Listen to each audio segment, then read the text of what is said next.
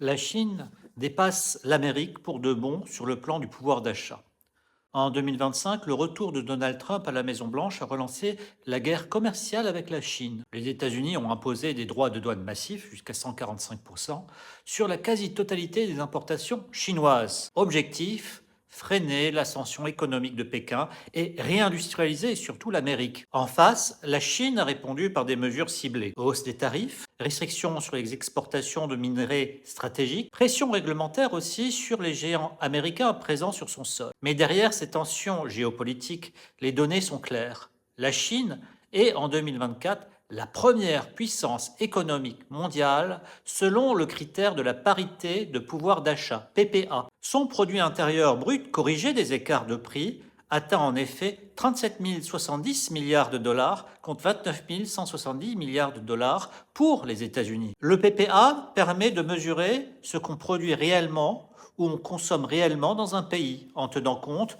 du coût de la vie locale. Il reflète mieux la taille réelle d'une économie domestique. Or, selon cet indicateur, la Chine a pris la tête dès 2014 et continue année après année de creuser l'écart. En 5 ans, elle a ainsi ajouté plus de 8 000 milliards de dollars à son PIB par PPA. Il faut en effet faire attention. Si l'on regarde le PIB nominal, qui reste la référence sur les marchés financiers, la Chine est encore loin derrière. En 2024, les États-Unis conservent la première place avec 27 000 milliards de dollars contre 17 700 milliards de dollars pour la Chine. Cet écart s'explique en partie par la sous-évaluation du yuan, le poids du dollar et une productivité par habitant encore plus élevée aux États-Unis. Mais la tendance est là. La Chine reste l'usine du monde. Elle développe son marché intérieur, elle domine certains secteurs stratégiques comme les batteries, les terres rares, et elle avance rapidement dans l'innovation technologique. Le basculement en pouvoir d'achat reflète cette transformation profonde. La guerre commerciale ne fait que révéler en fin de compte une réalité. La Chine